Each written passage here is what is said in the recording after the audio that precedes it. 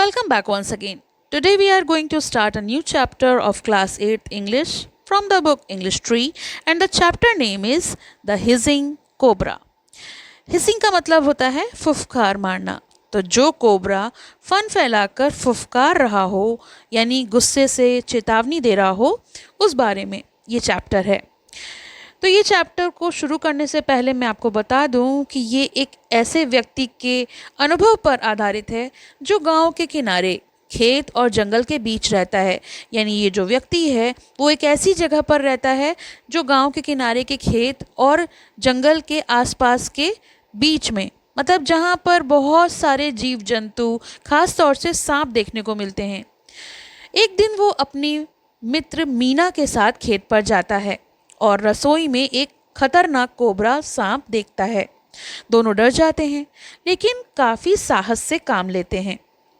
तो देखते हैं कि वो कोबरा से बच पाते हैं कि नहीं, या कोबरा को वहाँ से निकाल पाते हैं कि नहीं। तो चलिए चैप्टर रीड करते हैं।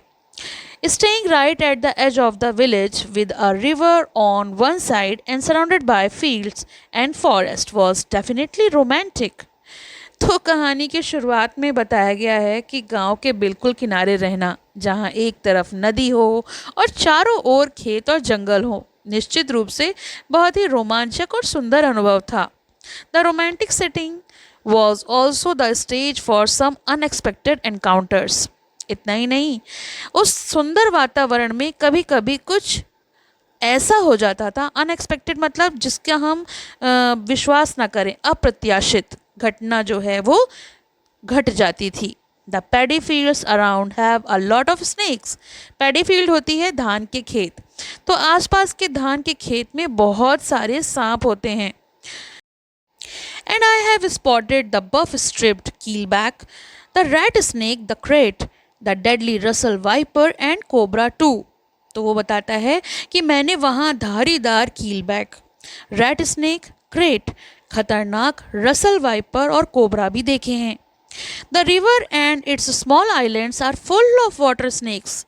और इतना ही नहीं, नदी और जो आसपास का वहाँ पे द्वीप है यानी छोटे छोटे जो आइलैंड हैं वो जल सांपों से भरे हुए थे।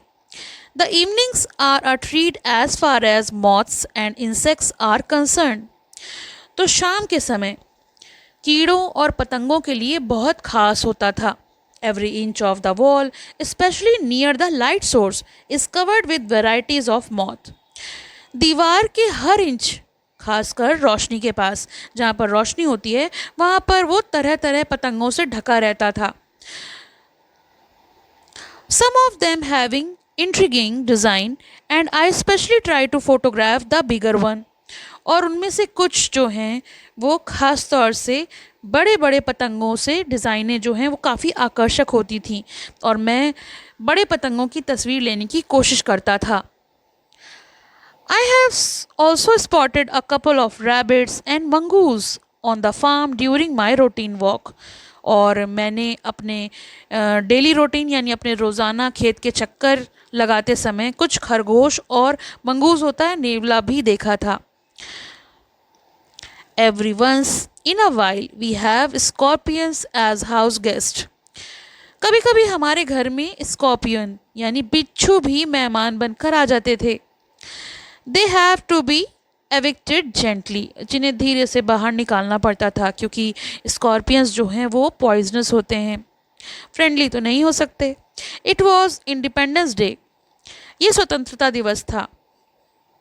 Meena took a couple of days of leave and came with me to stay at the farm. तो मीना जो मेरी मित्र थी वो कुछ दिनों की छुट्टी लेकर मेरे साथ खेत पर रहने आई थी।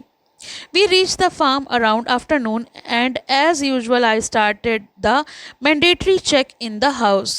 और हम दोपहर के समय वहाँ पर पहुँचे। हमेशा की तरह मैंने घर की जांच शुरू की। घर की जांच शुरू करना इसलिए ज़रूरी होता है क्योंकि जिस जगह, जिस इलाके में ये लोग रह रहे थे वहाँ कोई भी खतरनाक जानवर कभी भी घर में प्रवेश कर सकता है। जैसे कि चैप्टर में ऊपर मेंशन किया गया कि सांप आ जाता है, बिच्छू आ जाता है, और ये एज ए गेस्ट तो हम नहीं रख सकते। I look under the cot, मैंने खाट के नीचे देखा। The table and behind the drums, मेज के नीचे देखा और ड्रम्स के पीछे भी देखा। मैंने इस तरीके से घर की जांच परख करी। As I entered the kitchen, I got this eerie feeling that something was amiss. और जैसे ही मैं रसोई में पहुंचा, मुझे अजीब सा एहसास हुआ कि कुछ गड़बड़ है। From the corner of my eye, I detected a slight movement on the kitchen shelf. और मेरी नज़र पड़ी रसोई के कोने में, जहाँ मैंने सेल्फ पर हल्की सी हलचल देखी। I promptly told Meena that there was something on the shelf and asked her not to go near it. मैंने तुरंत मीना से कहा सेल्फ पर कुछ है और उसके पास में ना जाने के लिए रोका कि वो उसके पास ना जाए। As fate would have it, there was no power, so I shone the torch onto the shelf. दुर्भाग्य से बिजली भी नहीं थी। उस समय घर में बत्ती नहीं आ रही थी, इसलिए मैंने टॉर्च की रोशनी से सेल्फ पर देखने की कोशिश करी, यानी टॉर्च से रोशनी सेल्फ पर डाली। Our guest reared its hood and started hissing. और जैसा कि मुझे अंदेशा था, हमारे मेहमान फन उठाकर फुफकार मारने लगे। Its hood and markings clearly proclaimed what it was, a beautiful glistening spectacled cobra. और ये हमारे मेहमान और कोई नहीं, फन फैलाकर फुफकारने वाले कोबरा थे। उसके फन और निशान साफ बता रहे थे कि वो क्या था, एक चमकदार सुंदर चश्माधारी cobra. We were too shocked to react. We just stood like statue with our mouths open. और हम भी कुछ ज़्यादा ही शॉक्ड हो गए थे, काफ़ी घबरा गए थे, तो हमारी प्रतिक्रिया जो थी वो हम नहीं दे पा रहे थे। बस मूर्तियों की तरह हम खड़े थे और मुंह खुले के खुले रह गए थे। भाई सामने अगर हिजिंग कोबरा हो तो सबकी सिट्टी पिट्टी गुम हो जाती है, और ऐसा ही उनके साथ भी हुआ। वो भी बत्ती नहीं आ रही थी, घर में एक कोबरा घुसा हुआ था, तो हालत तो ख़राब हो ही जाएगी। We were too shocked. The first time I thought of was the click pictures. सबसे पहले मेरे मन में आया कि तस्वीर लेनी चाहिए, पता तो लगे कि मेरे घर में कोबरा है। I crept back to the car to get my camera. और इतना ही नहीं, मैं वापस गया और मैंने अपनी गाड़ी से कैमरा लेकर आया। धीरे धीरे मैं कार तक गया और वहाँ से कैमरा लेकर आया। Every time the flash popped, the snake darted toward us hissing. और जितनी बार मेरे कैमरे का फ्लैश चमकता, यानी मैं फ़ोटो क्लिक करता, सांप हमारी ओर लपकता और फुफकारता, जैसे हमें वार्न कर रहा हो। We had seen cobras on television, but this was something that we just could not get over. हमने टीवी पर कोबरा देखे थे, ऐसा नहीं है कि कोबरा हमने कभी पहले देखे नहीं थे, लेकिन ये अनुभव बिल्कुल अलग था। कोई चीज़ सामने से प्रत्यक्ष देखना और कैमरा पे देखना या टीवी पर देखना अलग होता है। The hissing was sending a chill through our bones, and beside it kept darting towards us. जितनी बार वो फुफकार मार रहा था, हमारे रोंगटे खड़े हो रहे थे, बार बार हमारी ओर बढ़ रहा था और हम भी घबरा रहे थे। Luckily, it was on the shelf high above the ground. सौभाग्य से वो ज़मीन के ऊपर सेल्फ पर था। अगर ज़मीन पर होता तो इतनी सारी पिक्चर नहीं ले पाते। A few pictures later the camera batteries gave up. कुछ पिक्चर लेने के बाद, यानी कुछ तस्वीरें लेने के बाद, कैमरा की बैटरी जो है वो ख़त्म हो गई। Meena offered to go to the village and get some help. Meena ने कहा कि गांव जाकर मदद लाने की बात कही कि चलो गांव चलते हैं, कुछ मदद लेते हैं. But I was not keen as our neighbors were scared of snakes and would be of no help. लेकिन मैं तैयार नहीं था क्योंकि हमारे पड़ोसी सांपों से बहुत डरते थे और कोई मदद नहीं कर पाते. मतलब मुझे पूरी तरह से उम्मीद थी कि कोई भी हमारी मदद करने को तैयार नहीं होगा. I had seen their reaction a couple of times when snakes had been spotted. मैंने उनके जो हाव भाव हैं वो देखे थे. जब कभी हमने सांप को पाया था तो उनका जो रिएक्शन है वो मैंने कई बार देखा था और वो काफ़ी डरे हुए थे. तो हमें नहीं लगता था कि गांव वालों से हमें कोई उम्मीद मिल सकती है. They usually run a mile from it. वो तो वैसे भी उससे कोसों दूर भागते हैं. We could not think straight and decided that a cup of tea would stir our brains into action.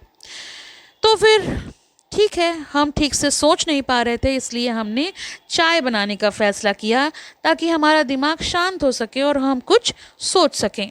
It was an unforgettable experience making tea with a cobra hissing in the background. और ये जो अनुभव था वो कभी ना भूल पाने वाला अनुभव था, क्योंकि पीछे फुफकार मारता हुआ कोबरा था और हमें उसी के साथ वहीं पर चाय बनानी थी. The shelf with the cups was next to the snake and I had to quickly open the cupboard and take out the cups. जो कप रखने वाली सेल्फ थी, यानी जहाँ पर कप रखे हुए थे, वो सांप के पास ही थी, इसलिए मुझे जल्दी से अलमारी खोलकर कप निकालने पड़े. The hissing only got more furious. उसकी फुफकार जो थी वो और ज़ोर से होने लगी, यानी वो और ज़ोर से फुफकार मारने लगा. फ्यूरियस यानी और डरावनी. Under the watchful gaze of our guest we made tea and stood in the corner of the kitchen sipping and thinking of the next course of action. अब अलमारी में तो सांप था. सांप ज़ोर ज़ोर से फुफकारने लगा. हमारे मेहमान की निगरानी में हमने चाय बनाई और रसोई के कोने में ही खड़े होकर चाय पीते हुए आगे क्या करना है ये सोचने लगे कि भाई अब आगे क्या करना है, कैसे इसे निकालना है. Meena came up with an idea. Meena ने एक योजना सुझाई. She suggested that we keep a bucket under the shelf and then push the snake into it. उसने कहा कि शेल्फ के नीचे एक बाल्टी रख देते हैं और फिर सांप को उसमें ढकेल देने की कोशिश करते हैं. Then it would be an easy task to lift the bucket out of the house. A silly idea from the start. और फिर उस बाल्टी को उठाकर बाहर ले जाना आसान होगा. यह आइडिया शुरू से ही बेवकूफ़ी भरा विचार था. इतना आसान नहीं होता है जैसे कह दिया जाता है. We cleared the vessel and other things lying on the floor of the kitchen. हमने सबसे पहले रसोई का फर्श पर रखे बर्तनों को हटा दिया ताकि सांप उनके पीछे छिप ना सके. This was ensure that our guest did not creep behind any of them, कि वो रेंग कर किसी और बर्तन के पीछे ना चला जाए. Then we got a bucket and pushed it under the shelf. फिर हम एक बाल्टी सेल्फ के नीचे रख दी. हमने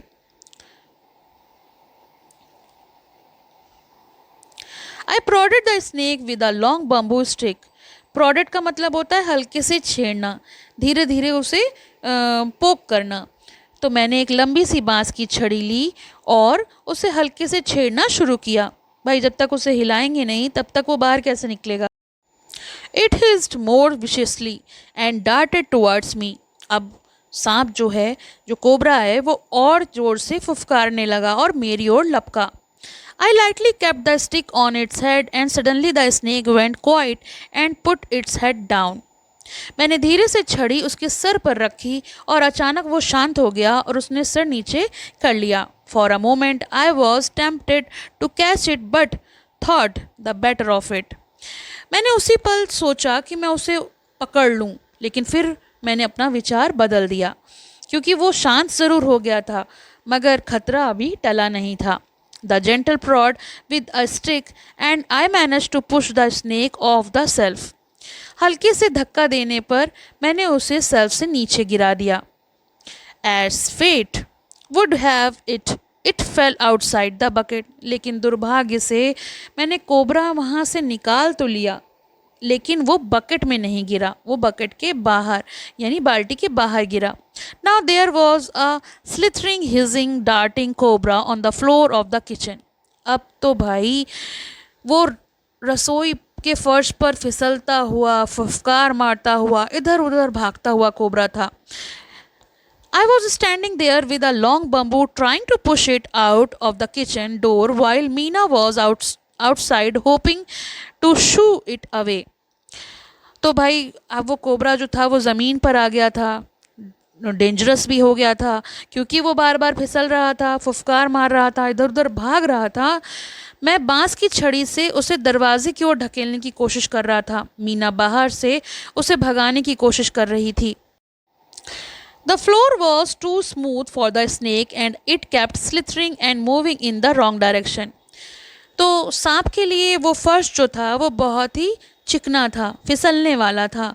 इसी कारण वो बार बार गलत दिशा में जा रहा था और लगातार फुफकार रहा था। All this while it was hissing madly, और इस सब के दौरान वो पागलों की तरह फुफकार मार रहा था। Finally after a few tries I manage to push it out of the door. आखिरकार कई कोशिशों के बाद मैं उसे दरवाजे से बाहर निकलने में सफल हो गया कि वो किसी तरह बाहर निकल पाया। Our guest had no intention to leaving and kept trying to return to the kitchen. हमारे मेहमान बिल्कुल भी जाने को तैयार नहीं थे, बार बार वापस रसोई में आने की कोशिश कर रहे थे। कौन मेहमान? कोबरा जी। There was no option but to flick it out of the porch. Was reminded of the gilli danda game had played as a child when I flicked the snake into the field. और मुझे बचपन की याद आ गई, जब हमारे पास कोई विकल्प नहीं था तो मुझे उसे पोर्च से बाहर उछालना पड़ा। मुझे बचपन में जो गिल्ली डंडा खेलते थे उसकी याद आ गई, जब मैंने अपने डंडे से उस सांप को खेत में उछाल दिया तो मानो सांप तो मुझे गिल्ली जैसा लगा। It had taken us all of 45 minutes to evict our guest, और इस सब काम में पूरे 45 मिनट, पौन घंटा लगा उसे निकालने में। It was major relief to see the snake slither away in the grass, और जब वो घास में दूर जाते देखकर हमें बहुत राहत मिली। जब हमने सांप को खेत में उछाल दिया तो वो रेंगकर अंदर जंगल में चला गया, और उसे ऐसा जाते हमें बहुत ही राहत की सांस हुई। We both collapsed on the steps and just sat there without speaking a word for the next 15 minutes. तो वो कहते हैं कि सांप के जाने के बाद हम दोनों सीढ़ियों पर वहीं ढेर हो गए, बैठ गए। अगले 15 मिनट तक बिना कुछ बोले वहीं बैठे रहे, एक दूसरे से एक शब्द भी नहीं कहा। Both of us were thinking of the consequence if the snake had bitten one of us, और हम दोनों ही ये सोच रहे थे कि अगर सांप ने हम में से किसी को भी काट लिया होता तो क्या होता। What would we have done, हम क्या करते। The nearest hospital was at Kasa 10 kilometers away and we did not even know if they had the antivenom, और जो अस्पताल था वो वहाँ से 10 किलोमीटर दूर था। जो सबसे नज़दीकी अस्पताल था वो भी कासा में था और लगभग 10 किलोमीटर दूर था। हमें तो ये भी नहीं पता था कि वहाँ पर एंटीवेनम डोज भी उपलब्ध है या नहीं, यानी जब कोई सांप या कोई जहर शरीर में फैल जाता है तो जो दवाई दी जाती है वो भी वहाँ मौजूद है भी या नहीं। It also dawned on us that it was not the snake that was the intruder but us. तभी हम ये एहसास हुआ कि असल में घुसपैठिया सांप नहीं था बल्कि हम थे। We had encroached into its jungle and set up a house, क्योंकि जंगल के आसपास तो उनका घर होता ही है, लेकिन हमने उस जंगल में आकर अपना घर बना लिया था। तो वो घर बनाने वाले हम थे, सांप नहीं। सांप का तो वो घर है ही। How would the snake know that this was not a place for it to be in, और सांप को कैसे पता चलता कि ये जगह उसके लिए नहीं है। We respected the snake and did not harm it, हम सांप का सम्मान करते हैं क्योंकि उसने हमें नुकसान नहीं पहुंचाया। Maybe that was the reason it did not harm us too, शायद यही वजह हो कि उसने हमें नुकसान नहीं पहुंचाया, क्योंकि जंगल और जंगल के आसपास की जगह तो जंगली जानवरों के लिए होती है। अगर हम अपना वहाँ घर बना लेंगे तो घुसपैठिया हम हैं, वो नहीं। तो ये तो हो गया इस चैप्टर का एक्सप्लेनेशन। इसके क्वेश्चन आंसर्स का लिंक आपको डिस्क्रिप्शन में मिलेगा, तो आप वहाँ से देख सकते हैं। आई होप आपको ये वीडियो पसंद आया होगा। पसंद आए तो लाइक करिए, शेयर करिए, चैनल को सब्सक्राइब कर लीजिए और बेल आइकन को प्रेस कर लीजिए, जिससे कि आपको न्यू वीडियोस के अपडेट्स मिल सकें। अगर इस चैप्टर में इस बैक एक्सरसाइज और सोल्यूशन के अलावा आपको कोई हेल्प चाहिए तो आप मुझे कमेंट बॉक्स में लिख कर बता सकते हैं, मैं उस पर भी एक वीडियो बना दूँगी। Thank you for watching, have a nice day. पसंद आया हो तो लाइक करें, शेयर करें और चैनल को सब्सक्राइब करें।